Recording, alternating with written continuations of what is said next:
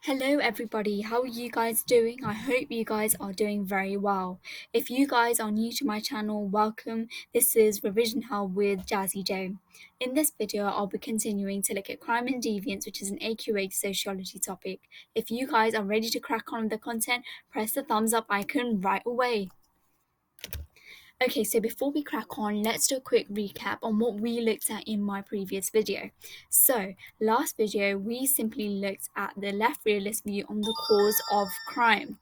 So, you guys must have gone through that video, understood the video, revised, rested, tested, and repeated yourself. So now it's a test time where you grab paper, flashcards, or any material of any sort and write down what you remember from my previous video. So please take a few moments to do this because this will help you to consolidate your knowledge. Most importantly, it's very important to understand the two things that I looked at in my last video, which was marginalization and relative deprivation, because those things that I looked at is going to be a build up of what I'm going to be looking at in this video. So please take a few moments to complete this activity before cracking on with the next content. So today we'll be looking at left realist subcultures. Last video we simply looked at the causes of crime of the left realist. Reason 1 was marginalization, reason 2 was relative deprivation. Today we'll be looking at reason 3 and 4. So left realist reason 3, this is, believe that subcultures can be the main cause of crime. It is all because of subcultures that there's an increase within criminal and deviant activities that take place within the 21st century. So, Coburn and Young, again, we've got those sociologists, and Coburn and Young argues that frustration and blocked opportunities causes crime to take place. Clover and Owen take an opposite approach to the new right, as they say that these blocked opportunities are caused due to that strain that we looked at, and as a result, the strain between the goals and the means, which Merton looked at, it causes them to go through illegal means because legal means are blocked, and as a result, they take part in illegal means, and they use the technique of neutralization of matter just to justify their actions. I've done a whole video on subcultures, and on the side on the right there'll be an I section. If you just click on that, and you'd be able to find that video on subcultures there. If you can find that video and use the notes on that video and put them onto this slide, it'd be very beneficial because I've got more information in that video because it's targeted towards subcultures. So this is the view that I also looked at in that video, but in that video it's much more clear. I've made like a flow chart and stuff of that sort to make you understand the content better. So, as I just mentioned, so it will be here, and remember the video that is there, use those notes, add these 2 points, you'll be able to use that. That's why I say it's very good to be starting from the first video and then continuing on, because I've looked at everything, and everything, as you can see, is like a building block, and each block just links together so easily. If you guys have memorized that content, you don't even need to go through that content again. So, reason number 3. Left realist cause of crime is late modernity. Sorry, it's reason 4. Reason 4, left realists simply argue that this main cause of criminal and deviant activities within the 21st century is due to late modernity.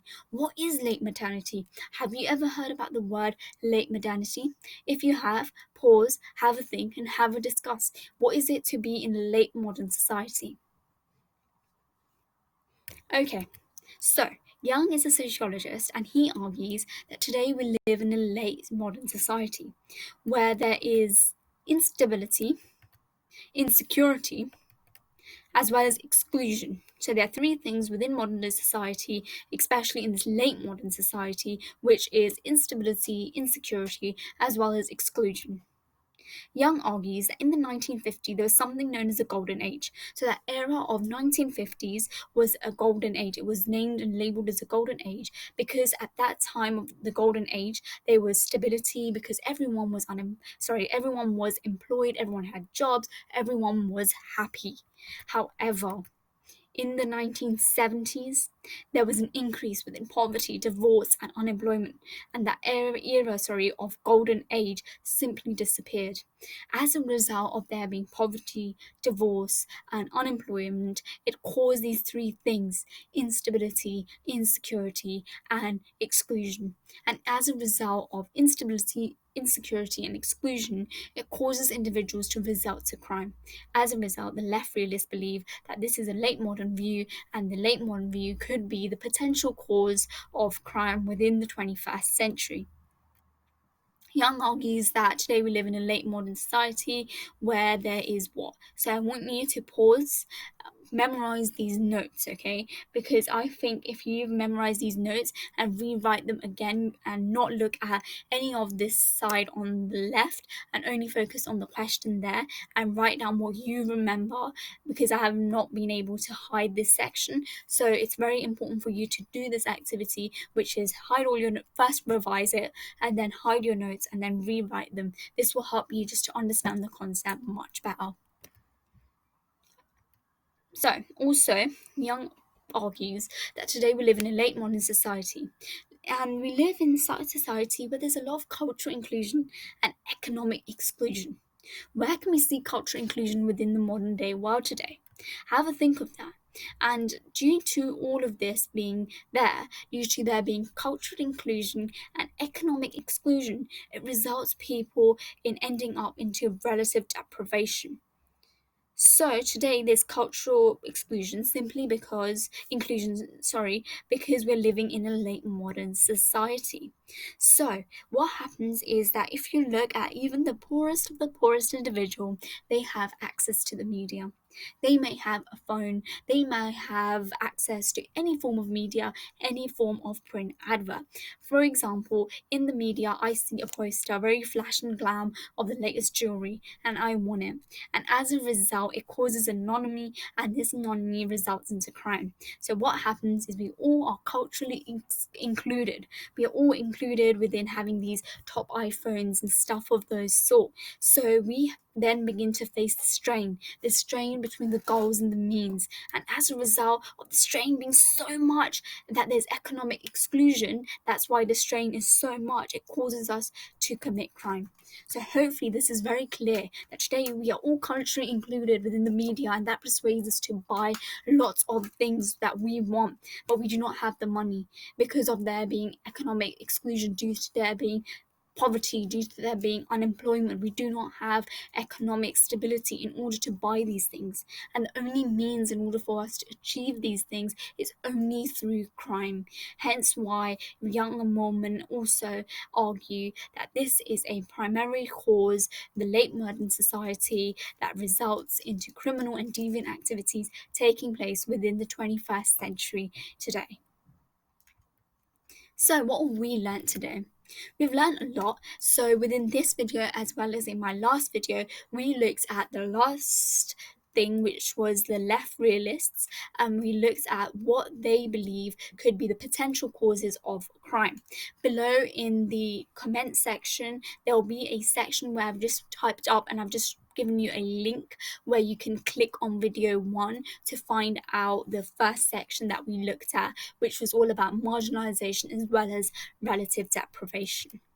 So, next video we'll be looking at how crime can be tackled according to the left realists and the potential criticisms towards the left realist perspective. So, till my next video, I want you guys to please continue with the revision, keep resting, because it's very important to take few breaks in between, and do not forget to test and repeat yourself, because I believe this is the mantra to success. And if you guys get this right from the beginning, from day one of your sixth form study lessons, it will be amazing. If you guys have got free, do this, because I think this is the only way in which you can get a very good grade within your exam. And again, do not forget to follow me on Instagram. This is my name tag. You can scan it or you can type it up in the search bar, revisionhub_Jazzy J. And again, do not forget to love Canva. Canva is an amazing platform which I highly recommend, because I made these slides at Canva. With Canva, you can not only make slides, but you can do various other things, which is absolutely amazing. So check out Canva. And also, do not forget to like my videos.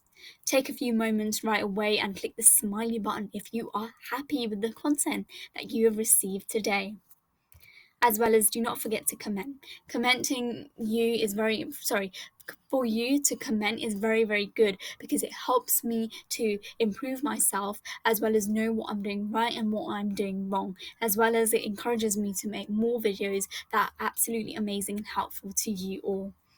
And do not forget to press the bell icon to never miss my video. Till my next video, stay tuned to Revision Hub with Jazzy J. Stay happy, stay cool, and stay fit.